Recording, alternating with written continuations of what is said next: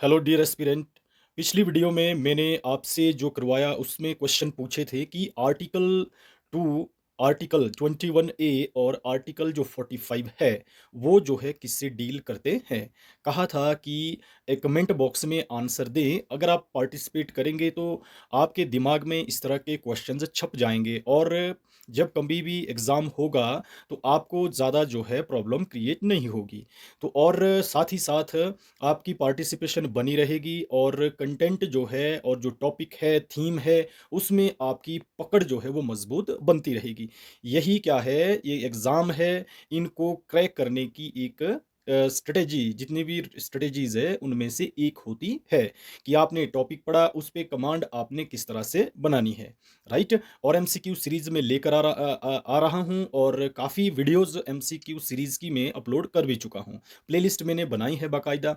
और साथ ही साथ आज जो आप सुन रहे हैं तो कमेंट बॉक्स में आप 2-3 क्वेश्चन का आंसर ज़रूर दें, जिनमें आप बताएं कि जो आर्टिकल 76 है वो किससे डील करता है। वेरी वेरी इंपॉर्टेंट आर्टिकल है। और साथ ही साथ जो आर्टिकल 60 और आर्टिकल 100, राइट? आर्टिकल 60, आर्टिकल 76 और आर्टिकल 100, इनके आंसर आप कमेंट बॉक्स में बताएं इससे पिछली वीडियो में, क्योंकि मैं ये करवा चुका हूं। ठीक, तो चलते हैं आगे। आर्टिकल 101 टू 122 पार्लियामेंट से डील करता है, लेकिन हम 151 तक आज करेंगे, बाकी मैं आगे बताता रहूंगा कि किससे कौन आर्टिकल डील करता है। तो 101 जो है ये बताता है वैकेशन ऑफ सीट्स, अगर सीट्स खाली हो तो इसके बारे में आर्टिकल 101 में। आर्टिकल 102 डिसक्वालिफिकेशंस फॉर मेंबरशिप, सदस्यता की निहरताएं, यानी कि अगर डिसक्वालीफाई करना हो किसी मेंबर को, वो किसके अकॉर्डिंग, आर्टिकल 102। फिर है article 103 decision on questions as to disqualification, तो डिसक्वालीफाई करना है, इससे रिलेटेड जो प्रश्न है उनका डिसीजन लेना, उनका निर्णय करना 103 में। Article 104 penalty for sitting and voting before qualification, अनाधिकृत रूप से बैठने एवं मतदान पर दंड, ये किस में है? आर्टिकल 104, यानी कि बिना अथॉरिटी के आप नहीं बैठ सकते, इसकी एक प्रक्रिया होती है। अगर आप जो है जीत करके आए हैं तो पार्लियामेंट में बैठने का जो प्रक्रिया, जो प्रोसीजर है, उसको फॉलो करना जरूरी होता है, अदरवाइज पेनलाइज किया जाता है। तो ये है आर्टिकल 104 में। फिर है 105 powers and privileges of parliament, संसद की शक्तियां और विशेषाधिकार, important question, powers and privilege of parliament. फिर है 106 salaries and allowances of members, सदस्यों के जो वेतन है और भत्ते, वो किसमें? 106। जो ये मेंबर्स मेंबर्स आ रहा है, ये है आपके एमपीज, ठीक, और उन्हीं में से जो मिनिस्टर्स इत्यादि होते हैं, प्राइम मिनिस्टर हो गए, मिनिस्टर्स हो गए, ठीक है, और बाकी एमपीज, तो उनके सैलरीज एंड जो अलाउंसेस है उसके बारे में आर्टिकल 106 में बताया गया है। फिर है article 107 introduction and passing of bills, विधेयकों का प्रारंभ और उन्हें पारित करना, किसमें? आर्टिकल 107।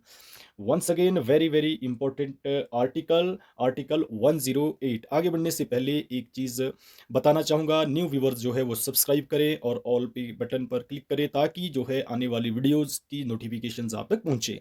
वीडियो अच्छी लग रही है लाइक और शेयर करें। और साथ ही साथ मैंने एक वीडियो जो है अपलोड की है, किस तरह से जो है बुक्स की और जो रिसोर्सेज है, बेस्ट बुक लिस्ट है, और जो मैंने प्रेफर की थी वो जो है उसकी मैं वीडियो अपलोड कर चुका हूँ, उसे भी आप देख सकते हैं। उम्मीद करता हूँ आपके लिए वो बेनिफिशियल हो, राइट? कोई क्वेरीज हो तो कमेंट बॉक्स में जरूर लिखें। तो जो आर्टिकल 108 है वो बहुत इंपॉर्टेंट है, ये है joint sitting of both houses, यानी कि जो दोनों सदन है उनकी जॉइंट सिटिंग, संयुक्त बैठक, 108 में। फिर है article 109 special procedure in respect of money bills, money bills के रिस्पेक्ट में जो विशेष प्रक्रिया होती है, स्पेशल प्रोसीजर, वो आर्टिकल 109। फिर से इंपॉर्टेंट आर्टिकल 110, जो 110 है डेफिनेशन ऑफ मनी बिल्स, धन विधेयक जो है इसकी परिभाषा। फिर 111 आर्टिकल 111 असेंट टू बिल्स, विधेयकों पर राष्ट्रपति की स्वीकृति, ये भी बहुत इंपॉर्टेंट आर्टिकल है।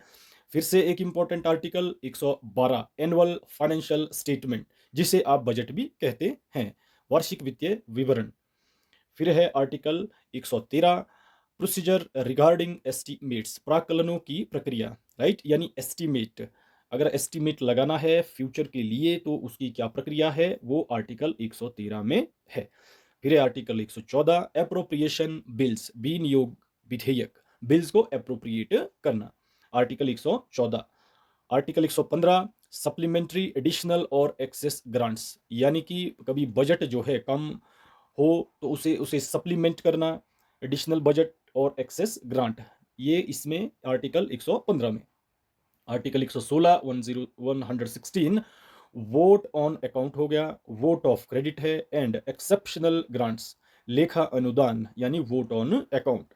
फिर वोट ऑफ क्रेडिट, प्रत्यानुदान, और फिर है अपवादा अनुदान यानी exceptional grants. Vote on account, vote of credit and exceptional जो ग्रांट्स है वो है 116 में। Article 117 special provisions as to financial bills, financial bills से रिलेटेड स्पेशल प्रोविजन किसमें, आर्टिकल 117 में। आर्टिकल 118 रूल्स ऑफ प्रोसीजर यानी कार्यवाही के नियम, ये किसमें है, आर्टिकल 118 में। फिर article 119 119 regulation of financial business, जो वित्तीय कार्य है उनका विनियमन यानी कि उनको रेगुलेट करना, article 119। Next article 120 language to be used in parliament, जो पार्लियामेंट है वहां पर कौन सी भाषा यूज की जाए, तो ये आर्टिकल 120 में। Article 21 restrictions on discussion in parliament, जो संसद है उनमें चर्चा करना और चर्चा जो होती है उस पर प्रतिबंध, right, restrictions on discussion in parliament, parliament में डिस्कशन होती है उसमें कुछ रिस्ट्रिक्शंस होती है, तो ये किसमें है, आर्टिकल 121। फिर है article 122 courts not to inquire into parliament proceeding, संसदीय जो कार्यवाही होती है पार्लियामेंट में उसकी जो है न्यायिक जांच नहीं होती, इसे आप ध्यान रखें, article 122 122 courts not to inquire into parliament proceedings, right. Once again one request, अगर अच्छी लग रही है video like share and subscribe करें, राइट, बेहतरीन कंटेंट आप तक पहुंचा रहा हूं, पहुंचाता रहूंगा। तो चलते हैं आगे, आर्टिकल 123 से 147 123 टू 147 सुप्रीम कोर्ट।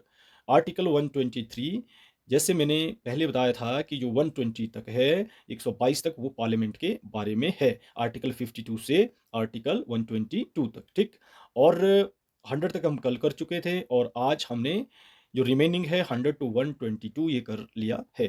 तो आगे हम करेंगे अब सुप्रीम कोर्ट के बारे में, जो आर्टिकल 123 टू 147 दिया गया है। तो जो आर्टिकल 123 है ये बताता है कि power of president to promulgate ordinances, राष्ट्रपति की अध्यादेश जारी करने की शक्ति, जो आपके कौन जो राष्ट्रपति है ये इनको पावर है ऑर्डिनेंस जारी करने की, प्रोम्युलगेट ऑर्डिनेंसेस, तो ये कब जारी कर सकते हैं, मैं ये आप ध्यान दें क्योंकि बहुत ज़्यादा इंपॉर्टेंट जो है ये आर्टिकल है।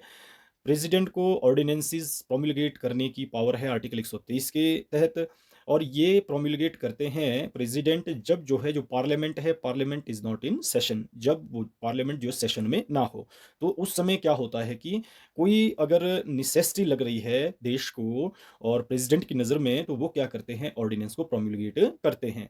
और इसकी कुछ प्रोसीजर है, प्रोसीजर के साथ साथ कुछ रूल्स है, क्योंकि जब जो है रीअसेंबल या रिकन्वीन हो जाते हैं कौन, पार्लियामेंट, तो उस समय जो है विद इन 6 वीक में जो है जो ऑर्डिनेंस है प्रेसिडेंट ने प्रोम्युलगेट किया हुआ उसको जो है पार्लियामेंट के सामने रखना जरूरी होता है, कब, 6 हफ्ते के अंदर अंदर, राइट।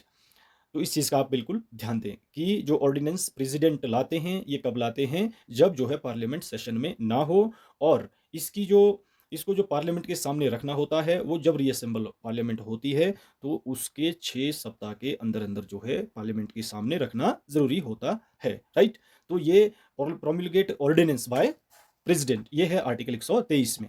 फिर है article 124 establishment and constitution of supreme court, जो सुप्रीम कोर्ट है उच्चतम न्यायालय, इनकी स्थापना और गठन, article 124। Next article 125 salaries of जजेस, न्यायाधीशों की वेतन 125 में।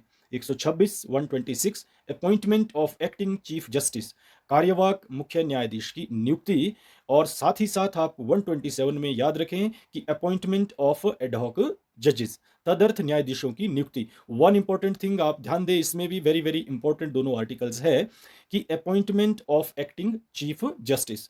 एक्टिंग चीफ जस्टिस जो आर्टिकल 126 के तहत नियुक्त किए जाते हैं, अपॉइंट किए जाते हैं, जब जो है जो चीफ जस्टिस है वो जो है हेल्थ इश्यूज या किसी अन्य कारण जो है वो प्रेजेंट नहीं है, तो उसमें कौन किसको अपॉइंट किया जाता है? एक्टिंग चीफ जस्टिस को, कार्यवाहक यानी काम चलाने के लिए।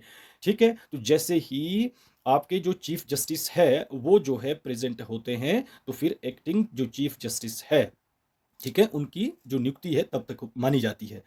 और जो आपका एडहॉक जजेस है, तदर्थ न्यायाधीश, ये क्या होता है कि जो रिटायर्ड आपके जजेस होते हैं, अगर सुप्रीम कोर्ट को लगता है कि जो केसेस है वो ज़्यादा हो चुके हैं, पेंडिंग केसेस ज़्यादा है, उनका निपटारा करने के लिए सुप्रीम कोर्ट क्या करता है, रिटायर्ड जो जजेस होते हैं उन केसेस का निपटारा, जो केस होते हैं उनका निपटारा करने के लिए कुछ समय के लिए जो है वो रिटायर्ड जजेस को एडहॉक बेसिस पर नियुक्त करते हैं। Right, hope you understand very well these two articles. ठीक है, तो आगे बढ़ने से पहले मैं आपको बताना चाहता हूँ, सब्जेक्ट वाइज मैंने प्लेलिस्ट बनाई है, आप जो है सीक्वेंस वाइज ज़रूर देखें। ठीक है, तो चलते हैं आगे। आर्टिकल 128, अटेंडेंस ऑफ रिटायर्ड जजेस, यानी कि सेवानिवृत्त न्यायाधीशों की उपस्थिति, अटेंडेंस रिटायर्ड जजेस की attendance. 120, 129, supreme court to be a court of record, उच्चतम न्यायालय अभिलेख न्यायालय होगा।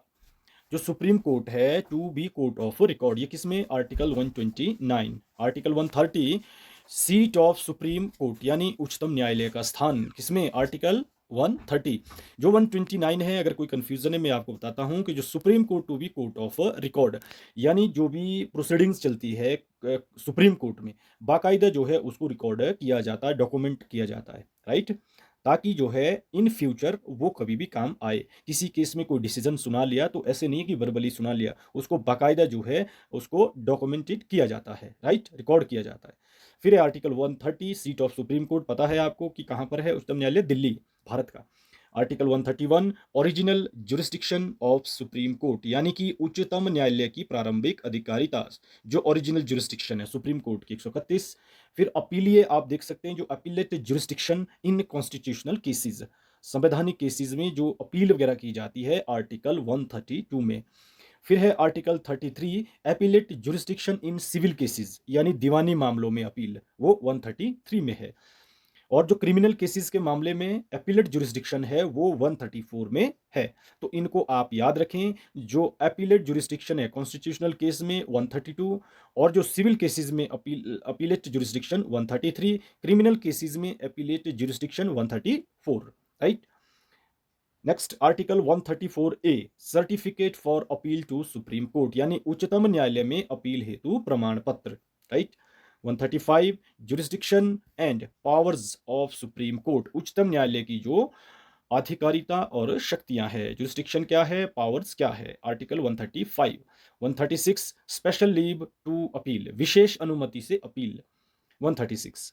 137, रिव्यू ऑफ जजमेंट्स, यानी जो जजमेंट, जो निर्णय है उनका पुनर्विलोकन करना, रिव्यू करना, 137। फिर है 138, एनलार्जमेंट ऑफ जुरिस्डिक्शन, अधिकारिता का विस्तार। 139, कन्फर्मेंट ऑफ पावर्स, शक्तियों का प्रदान, article 139। Article 139 A, transfer of certain cases, कुछ मामलों का अंतरण करना यानी ट्रांसफर करना, article 140, ancillary powers of supreme court, उच्चतम न्यायालय की सहायक शक्तियां, 140, यानी सहायता हेतु कौन? Supreme court, article 140। Article 141, law declared by supreme court binding on all courts, important article, उच्चतम न्यायालय द्वारा घोषित विधि सभी न्यायालयों पर बाध्यकारी, यानी कि सुप्रीम कोर्ट ने कोई डिसीजन सुना लिया किसी भी मामले में, तो उस मामले, उस वो जो मैटर है अगर दूसरे स्टेट्स में चल रहा है, तो वो जो है, मानो हाई कोर्ट में चल रहा है, तो हाई कोर्ट को जो है सुप्रीम कोर्ट का जो डिक्लेयर्ड लॉ है उसको फॉलो करने के लिए बाइंडिंग होते हैं। राइट, जितने भी कोर्ट्स है इंडिया में। फिर है article 142, enforcement of decrease and orders, ये भी ऑलमोस्ट सेम कि भाई जो आदेश है, डिक्री और जो आदेश आदेश है उनको एनफोर्स करना, article 142। Important article 143, advisory jurisdiction, परामर्शदात्री अधिकारिता, राइट। मीडियम हिंदी के जो एस्पिरेंट है, आप जो है अगर थोड़ा-सा हिंदी में अगर प्रोनाउंस करने में थोड़ा-सा मुझे दिक्कत हो तो आप क्षमा करें। आप जो है खुद इसको थोड़ा-सा अंडरस्टैंड करें, ठीक है? परामर्शदात्री, आई होप मैंने ठीक प्रोनाउंस किया है। फिर भी आपको लगता है तो आप ज़रा इसमें ध्यान दें। तो आर्टिकल जो 143 है, ये है एडवाइज़री जुरिस्डिक्शन, तो जो सुप्रीम कोर्ट है वो ज़रूरत पड़ने पर एडवाइस देते हैं। परामर्शदात्री अधिकारिता। फिर है article 144, civil and judicial authorities to act in aid of supreme court.